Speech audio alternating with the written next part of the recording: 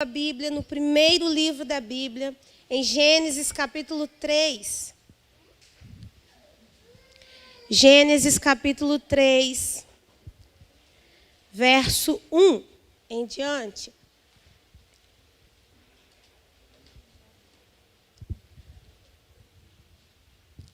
Gênesis capítulo 3, a partir do verso 1.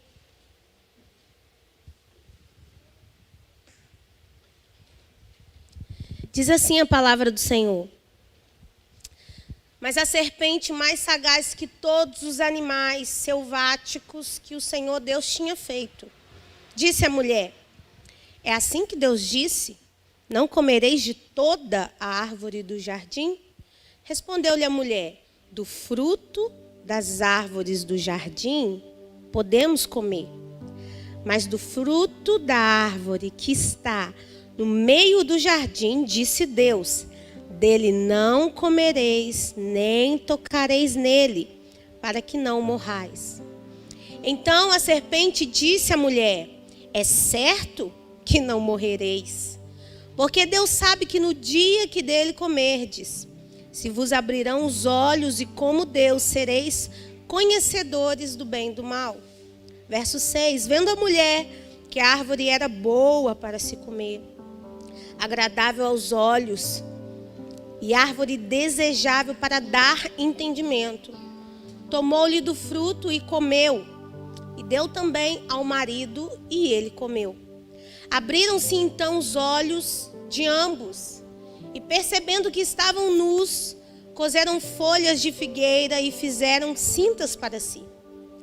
Quando ouviram a voz do Senhor Deus, que andava no jardim pela viração do dia, esconderam-se da presença do Senhor, o homem e a sua mulher. Diga comigo: o homem e a sua mulher. Se esconderam por entre as árvores do jardim. E chamou o Senhor Deus ao homem e lhe perguntou: Onde estás? E ele respondeu: Ouvi a tua voz no jardim, e porque estava nu, tive medo. Diga comigo: tive medo. Tive medo e me escondi. Perguntou-lhe Deus: Quem te fez saber que estavas nu? Comeste da árvore de que te ordenei que não comesses? Então disse o homem: A mulher que me deste por esposa, ela me deu da árvore e eu comi. Disse o Senhor Deus à mulher: Que é isso que fizeste? Respondeu a mulher: A serpente me enganou e eu comi. Então o Senhor Deus disse à serpente: Visto que isso fizeste, maldita és entre todos os animais domésticos, e o és entre todos os animais selváticos. Rastejarás sobre o teu ventre, e comerás pó todos os dias da sua vida. Verso 15. Porém, inimizade entre ti e a mulher, entre a tua descendência e o seu descendente. Este te ferirá a cabeça, e tu lhe ferirás o calcanhar. Esse último versículo que nós lemos, o versículo 15, ele é chamado de proto-evangelho. Ou seja, a primeira vez na Bíblia em que o evangelho da salvação é mencionado. Logo no capítulo 3 do primeiro livro, ao dar a sentença para Adão e Eva, Deus estava anunciando que ele iria resolver a bagunça que o homem fez. Eu posso ouvir um amém? Então Gênesis 3,15 é chamado de proto-evangelho, porque é o primeiro momento em que a Bíblia menciona que Deus iria resolver o problema chamado pecado. Existe na cosmovisão cristã 4 pilares fundamentais que todo cristão precisa saber, que é a base que fundamenta a nossa fé. E de acordo com a cosmovisão cristã, o que é cosmovisão? A maneira como eu enxergo o mundo, a maneira como eu me coloco no mundo e a maneira como eu me posiciono diante de tudo. Então a cosmovisão cristã, ela é baseada em 4 pilares. Diga comigo: 4. O primeiro pilar da nossa cosmovisão é a criação. Nós acreditamos que Deus criou os céus e a terra. Posso ouvir um amém? O segundo pilar da cosmovisão cristã é a queda. Nós acreditamos que o homem foi criado perfeito, mas o pecado veio e o derrubou. O terceiro pilar da cosmovisão cristã é a redenção. Nós acreditamos que Deus criou o homem perfeito, o pecado veio e o derrubou, mas Jesus Cristo veio para salvar este homem perdido. E o quarto pilar da cosmovisão cristã é a consumação. Nós acreditamos que Deus criou os céus e a terra. Criou um homem perfeito para se relacionar com ele. Este homem caiu, mas Jesus Cristo veio, salvou este homem, trouxe este homem de volta.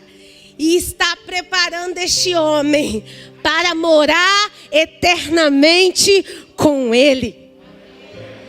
Essa é a cosmovisão cristã: criação, queda, redenção e consumação, glorificação.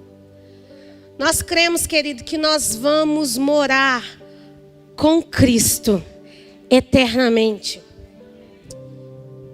Mas eu gostaria de falar sobre um pilar específico nessa manhã. Eu gostaria de falar sobre a redenção. Nós já sabemos que Deus criou o universo. E nós já sabemos que o pecado veio e bagunçou tudo. Mas eu gostaria de falar nessa manhã sobre essa redenção. Se você está anotando, põe aí. O título dessa mensagem é: há uma redenção à nossa espera. Existe uma redenção esperando por mim e por você. E quando você começa a pensar nessa palavra redenção, antigamente, ela tinha um significado muito interessante. Antigamente, redenção era uma espécie de esmola. Lá no mundo antigo, redenção era uma esmola que você ofertava a um indivíduo que estava preso. E esse preso, que estava ali, cativo, ele ia juntando as suas esmolas, até dar a quantia da sua libertação. Então, quando eu queria redimir alguém, eu dava uma esmola. Diga comigo, esmola. Com o passar do tempo, essa palavra ela foi ganhando outros significados. E redenção passou a ser uma ação, um ato, não só uma esmola, mas uma ação, um ato de oferecer a alguém a capacidade e a oportunidade de reparar o seu erro. Redenção passou a ser então um direito que eu dava à pastora Carol de fazer uma retratação. Carol, eu não vou só te dar uma esmola, mas eu vou te dar a oportunidade. E eu vou te ajudar a reparar os seus erros. Eu vou te ajudar a fazer uma retratação. Isso era redenção. Redenção passou a significar também, então, um amparo. Amparo em situações muito difíceis. Porque não é só o preso que precisa de ajuda, amém? Não é só o preso que precisa de ajuda. Não é só o necessitado ali de recurso, de comida, que precisa de amparo. Então esse conceito de redenção foi se amplificando. E no hebraico existe uma expressão para essa ação de redimir alguém. É a expressão goel. Goel significa resgatador. E no Antigo Testamento, várias pessoas vão assumir essa postura de goel e vão resgatar o necessitado. E com o tempo, no Antigo Testamento, no hebraico, essa palavra passou a significar parente. Porque no entendimento do povo hebreu, somente um parente poderia ajudar. E eu acho tão linda a palavra de Deus, que tudo que Deus faz é perfeito. Diga comigo, tudo que Deus faz é perfeito. E no hebraico, então, resgatador era um parente. Alguém que se colocava como familiar. É por isso que na história de Ruth, Boaz é o seu resgatador, porque além de comprá-la, ele se torna marido dela. Porque não adianta só resgatar, você tem que se tornar família. Quem já está entendendo o que eu estou querendo falar aqui? Não adianta só resgatar, você tem que se tornar parente. Jesus Cristo veio. Morreu. E a palavra vai dizer que ele nos resgatou do império das trevas e nos trouxe para o reino do Filho do seu amor. E agora, sendo filhos, queridos, agora sendo filhos, podemos clamar, Abba, Pai. Paizinho. Não é só no hebraico que o resgatador se torna parente. Um dia o Senhor encontrou você perdido. Um dia o Senhor encontrou você sem rumo. Um dia o Senhor encontrou você caído. E Ele disse assim, Alexandre, eu não vou só te resgatar. Eu vou ser sua família. Diga comigo, eu tenho família.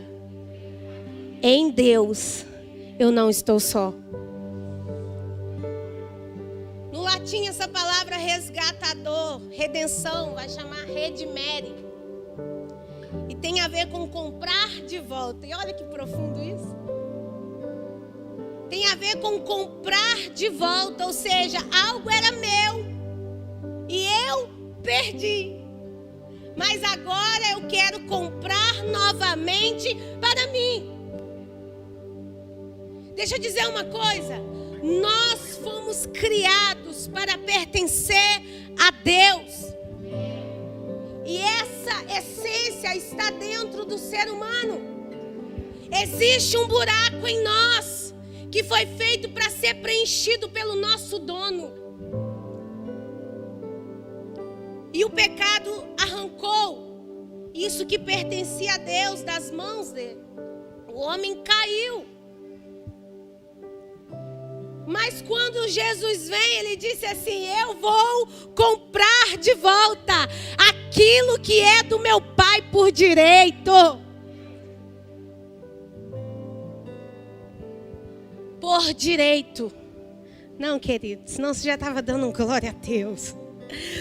Por direito, nós pertencemos a Deus. E não há morte, não há pecado, não há tristeza, não há luto, não há potestade das trevas que possam arrancar dele esse direito sobre nós. Então levante a tua mão nessa manhã, que eu quero profetizar. Você e tudo que leva o seu nome tem dono. Vocês pertencem a Deus. Aplauda o nome do Senhor.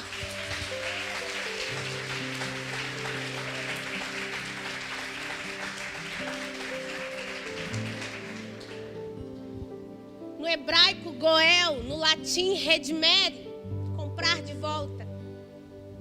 No grego, lutron, resgate. Eu quero dizer uma coisa para vocês nessa manhã que eu senti muito forte enquanto eu estava louvando ao Senhor. Existem pessoas aqui nessa manhã que declararam que entraram em um lugar que ninguém pode tirá-las. É como se eu escutasse declarações. Eu cheguei no fundo do poço. Ninguém pode me tirar daqui. Eu estou num buraco escuro e daqui ninguém consegue, ninguém está vendo. Eu não consigo sair desse poço. mas eu não encontro ninguém capaz de me tirar dele. Aí o Novo Testamento vai dizer que em Cristo nós temos resgate.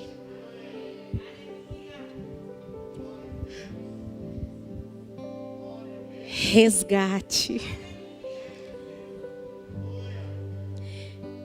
E eu quero declarar para a igreja nessa manhã: não existe lugar que a mão de Deus não possa resgatá-lo.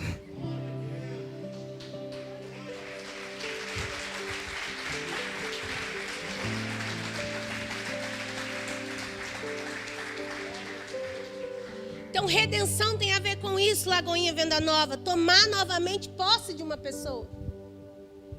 É por isso que Satanás, ele faz de tudo para que o homem se aproprie do pecado. Para que Deus não resgate essa pessoa novamente. É por isso que Satanás pensa que quanto mais fundo no pecado você está, mais longe você está de Deus.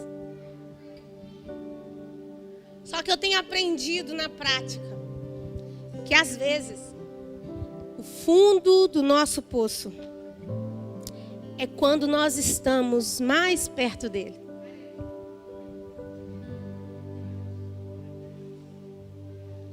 Eu vou repetir isso porque eu sei que tem gente aqui que também está nesse lugar. Satanás acha que te afundando na lama, ele está te afastando de Deus. Mas chega um momento na vida do homem, e esse momento se chama fundo do poço, que o homem reconhece que caiu. E nessa manhã, Deus está à espera de que você reconheça que caiu. O fundo do poço é quando o homem reconhece que caiu. E no fundo do poço não tem distração. Não dá para olhar para o lado, não dá para ter amizade, porque todo mundo vai embora. Quem está entendendo o que eu estou falando aqui? No fundo do poço, todo mundo abandona, o riso para, a festa cessa. E o homem olha para o chão, não tem mais para onde ir. E ele reconhece que caiu naquele lugar. Mas é também nesse momento que o homem entende que só existe um lugar para onde ele pode olhar.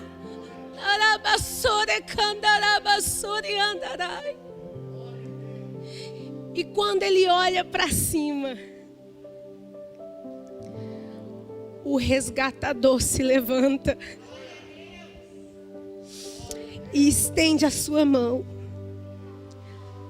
e arranca esse homem e essa mulher de lá. O evangelho, querido, não tem que ser bonito só na Bíblia. O evangelho tem que ser real na nossa vida. Não adianta nada você se arrumar, colocar a sua melhor roupa, escovar o dente, escovar o dente, escovar o dente para o seu próprio bem, que é você que usa máscara. Vim para a igreja e essa palavra não ter sentido na sua vida. Nós estamos falando de uma maneira de enxergar o mundo, de uma cosmovisão, em que nós reconhecemos que existe um Deus que enviou o seu Filho para nos resgatar.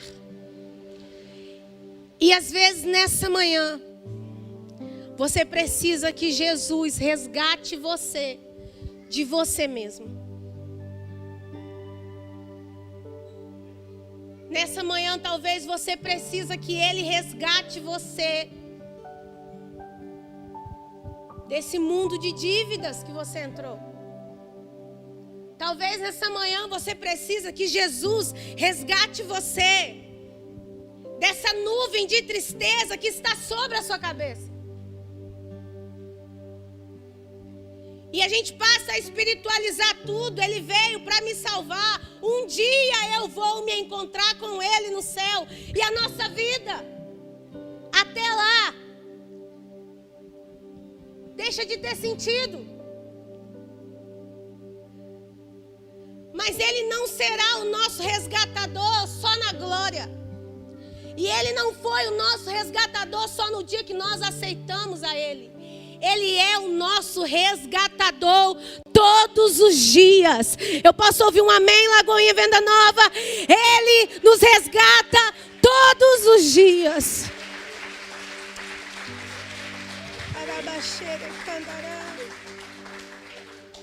E na teologia esse é o conceito de redenção. Salvação da humanidade por Jesus Cristo. Eu queria falar nessa manhã rapidamente 3 objetivos da redenção. O primeiro objetivo é salvar a minha vida e a sua. Quantos reconhecem que precisam de salvação? Levante a mão. Ah, queridos. Eu vou falar para vocês que Deus tem que salvar a gente de 5 em 5 minutos. Quem reconhece isso, diga um amém. A redenção, ela veio para nos salvar. E tem situações que nós entramos que a gente só consegue falar assim: então, Deus, sou eu aqui de novo. Me tira desse lugar que eu entrei. Me tira desse relacionamento que não é para mim. Me tira dessas amizades que não me fazem bem. Ah, Senhor, vem me salvar do que eu fiz de mim mesmo. E eu queria que nesse momento você fechasse os seus olhos e colocasse a mão no seu coração e repetisse comigo essas palavras.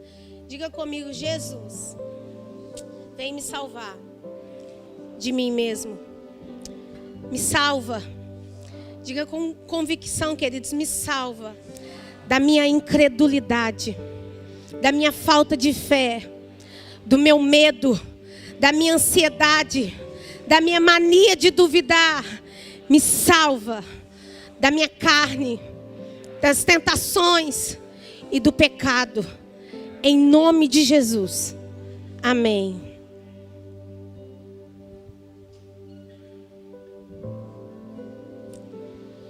Segundo propósito da redenção, segundo objetivo da redenção é que a redenção, ela cura. Diga comigo: a redenção cura. Olhe para o seu vizinho e diga: a redenção cura.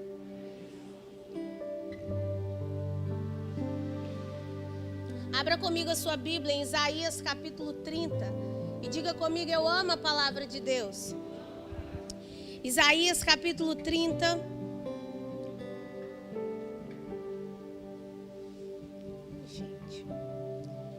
Verso 18. Isaías 30, 18. Acompanhe esse texto comigo. Quem achou, diz achei. Diz assim: por isso o Senhor espera para ter misericórdia de vós, e se detém para se compadecer de vós, porque o Senhor Deus é Deus de justiça. Bem-aventurados todos os que nele esperam. Porque o povo habitará em Sião, em Jerusalém, tu não chorarás mais. Diga comigo: o choro tem data para terminar. Certamente se compadecerá de ti a voz do teu clamor, e ouvindo te responderá.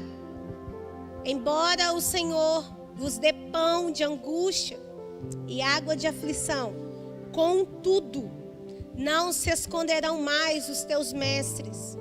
Os teus olhos verão os teus mestres. Verso 21, quando te desviares para a direita e quando te desviares para a esquerda, os teus ouvidos ouvirão atrás de ti uma palavra dizendo: este é o caminho, andai por ele. Pula comigo agora, igreja, para o verso 26. A luz da lua será como a do sol, e a do sol 7 vezes maior, como a luz de 7 dias no dia em que o Senhor atar a ferida do seu povo e curar a chaga do golpe que ele deu. Vou repetir comigo: no dia que o Senhor atar a ferida do seu povo e curar a chaga do golpe que ele mesmo deu. O propósito da redenção é curar a nossa alma. Eu vou repetir mais uma vez. O propósito da redenção é curar a nossa alma. E existem feridas em nós que o Senhor permite. Eu gosto muito do que Jó vai dizer em seu livro, Jó, capítulo 5, verso 18. Ele vai dizer assim, e eu gosto desse texto na versão King James, que é uma versão da Bíblia traduzida do inglês. Ele vai dizer assim: pois é Ele quem abre a ferida. Outras traduções vai dizer é Ele que faz a ferida, mas eu gosto dessa tradução porque diz que é Ele quem abre a ferida.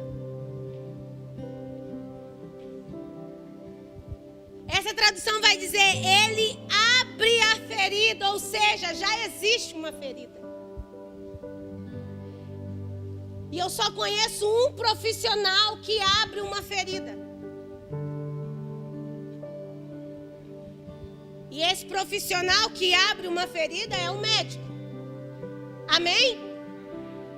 O texto vai dizer, é Ele, Jó dizendo no meio do seu sofrimento, pois é Deus que abre a ferida.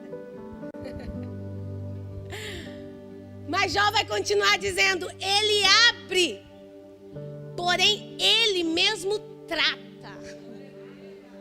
Ah, querido, você não está entendendo. Mas nessa manhã o médico dos médicos está aqui. E um médico só abre uma ferida porque ele tem capacidade de fechá-la. Só existe um propósito para um profissional da saúde abrir uma ferida. Ou para limpá-la, ou para arrancar o mal que está ali dentro. O profissional da saúde só abre uma ferida para limpá-la, ou para arrancar o mal que está ali dentro. Quem aqui já teve furúnculo? É só o povo que nasceu de 90 para trás, né, gente? Eu tô, tá? Mas não vou falar quanto de 90 para não entregar a idade, né? Quem aqui já teve furúnculo? Levanta a mão. Só os raízes, Nutella baixa. Quem aqui já teve catapora? Isso, já sei que tem mais de 30, vai entregando. Cachumba. Eita, vocês estão com vergonha de levantar a mão, gente. Sarampo. Meu Deus do céu. Gente, a vacina do sarampo é antiga, hein? Misericórdia. Bicho de pé. E eu quero que levante a mão aqui quem voltava para casa com o pé preto e com o cabelo desse tamanho. A gente era feliz e não sabia, né? Mas quem aqui já teve furúnculo? Queridos, eu já tive muitos furúnculos. E a minha mãe tinha uma mania, uma gastura de espremer o furúnculo. Até tirar uma coisinha que tinha lá dentro. O quê? Eu vou falar, eu não sei se é assim que fala. Vocês me corrigem aí, produção. Ela tinha que espremer até sair o carnegão. Olha lá, ó. Você também, né? Ô, o pastor Pedro tá ali, ó. É, meu filho, eu sei a dor da bezetacil. Então tinha que espremer até sair o carnegão. Enquanto não saísse o carnegão, o pus ia continuar sendo produzido. E eu lembro uma vez que me deu um furúnculo com 10 anos, que não tinha o olho, que todo furúnculo tem um olhinho, certo? Não tinha olho, foi crescendo, crescendo, crescendo, me deu na perna. E eu tive que ficar sem andar. Acho que quase 40 dias sem andar, 10 anos. E minha mãe ficou ali. Quando apareceu o olhinho, a gente... Só que não aparecia o olhinho. E um dia uma tia minha, muito doida, chegou lá, me viu na cama com aquele negócio verde, grande. Falou, essa menina está sem andar até hoje. Me colocou na garupa da bicicleta. Foi para o hospital. Chegou lá, achou um médico mais doido que ela. E eu 10 anos ali só no desespero, gente. Outro. Falou, eu trouxe minha sobrinha aqui, porque olha que está sem andar. Esse negócio aqui não sei o quê. O médico, a gente não pode fazer nada. Porque não tem como aplicar anestesia, ela não vai aguentar a dor. Aí a minha tia olha para mim. Vai. Pode cortar. Pode. E eu ali no desespero, vai cortar o quê, gente? Ô, gente, a minha mãe foi várias vezes no hospital e voltou, porque a resposta era, ainda não dá para mexer. No modo natural tem que esperar. Só que a minha tia doida falou assim, pode rasgar. Que eu só saio com ela desse hospital sem esse negócio aí. Ô, gente, colocaram um pano na minha boca. Fecha o olho aí, faz. Ai! E aquele médico doido, sem anestesia, rasgou. Ai! Colocou uma sonda, foi feio o negócio. Mas em 2 dias, eu estava correndo de novo. Porque às vezes tem que abrir para tirar o mal. E eu contei um exemplo que é um pouco nojento. Mas para dizer que existem furúnculos na nossa alma, que se Deus não abrir a ferida para tratar, vai se tornar um câncer.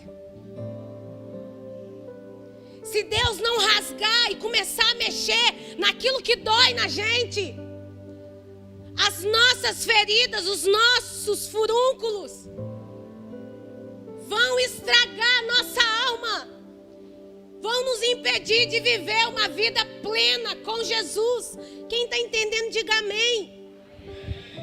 Então vai ter momentos, queridos, que Deus vai abrir a ferida. Mas a redenção, ela cura. E Jó vai dizer, ele abre a ferida, mas ele mesmo trata a ferida. Ele fere, mas com suas próprias mãos pode curar. Você pode exaltar o nome desse Deus? Você pode glorificar o nome desse Deus? Você pode glorificar o nome desse Deus? Aleluia!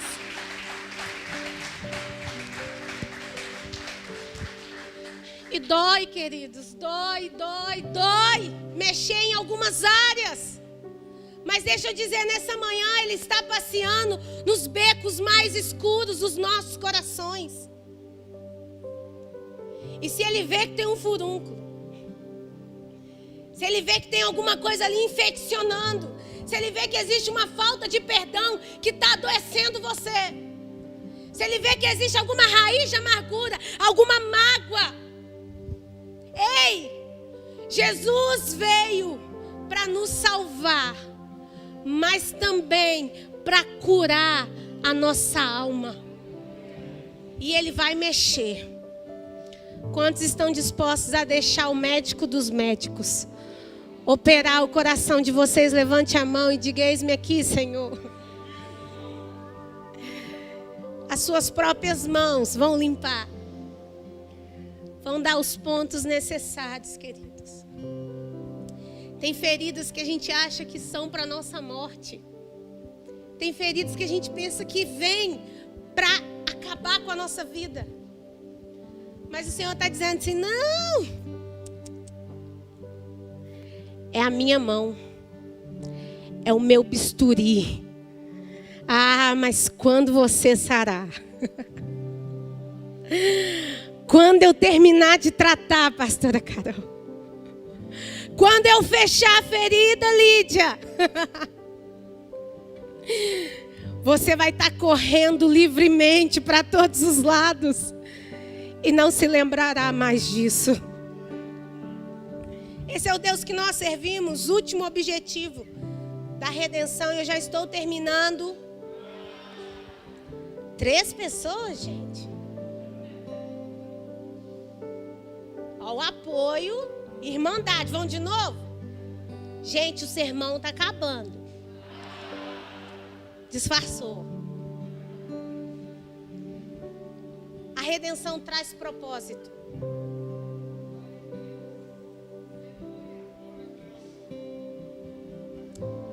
Tem um texto que tem sido pregado hoje em dia de forma distorcida.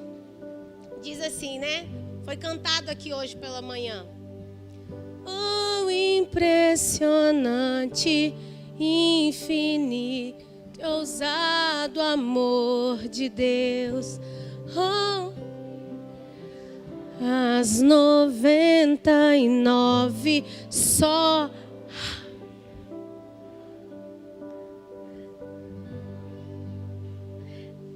Aí as pessoas hoje estão pregando assim: você é a pipoca doce de Jeová. Ele deixa 99 só por você.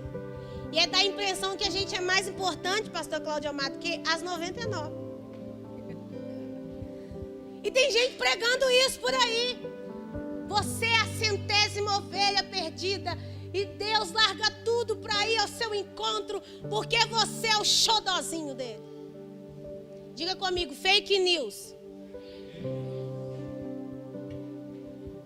A gente pensa que porque o pastor vai buscar a 100ª, ele não gosta das 99. Mas as 99 estão no aprisco, guardadas e seguras. Então essa teologia xarope de que você pode dar uma voltinha em qualquer lugar, que aonde você estiver, Jesus vai lá te buscar, xodozinho. Diga comigo, é fake news. O pastor deixa 99 guardada no aprisco, lugar seguro. Então você que está em Cristo, você está seguro. Mas a 100ª que foge, o pastor vai atrás dela por uma única razão. Ele sabe que ovelha fora do aprisco não sobrevive. Então ele busca aquela que fugiu, porque ele tem consciência de que ela não vai dar conta de sobreviver sozinha. O Senhor foi ao nosso encontro. Ele vai continuar indo ao nosso encontro, não porque a gente é melhor do que quem está aqui dentro, mas é porque sem Ele nós não sobrevivemos lá fora. Posso ouvir um amém? Posso ouvir um amém consciente? A redenção, ela traz propósito. Para a gente fechar, o louvor pode subir. 1 Pedro, versículo 18. 1 Pedro, capítulo 1, versículo 18. Abra comigo esse texto. 1 Pedro, capítulo 1, verso 18. Vocês podem se colocar de pé em nome de Jesus. Abra esse texto comigo.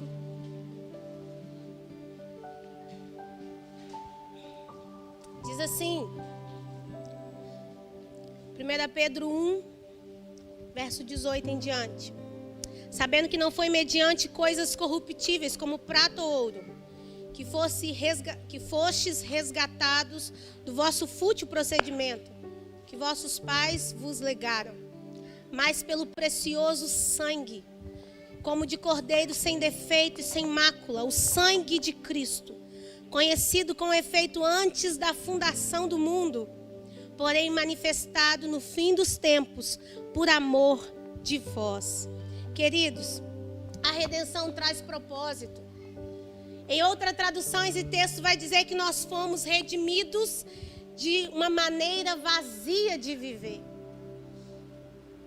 Como eu disse aqui em outra ministração, sem Cristo, você sobrevive. Você não vive. Só existe vida em Cristo Jesus. Pedro está dizendo, foi Cristo que tirou vocês da vida vazia que vocês levavam. Quem entende isso nessa manhã? Foi Cristo que nos redimiu de uma maneira vazia de viver, de uma vida vazia, de uma vida sem propósito. Então a redenção ela salva, a redenção ela cura, a redenção ela traz propósito.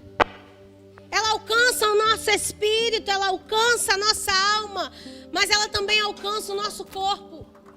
Romanos 8, 23 vai dizer que nós aguardamos ansiosamente a redenção do nosso corpo. Vai dizer que a natureza ela chora e geme, aguardando com expectativa a manifestação dos filhos de Deus. E por fim, queridos, a redenção ela traz justiça. A redenção traz justiça. Lamentações, o profeta Jeremias vai dizer, Senhor, Tu assumiste a minha causa.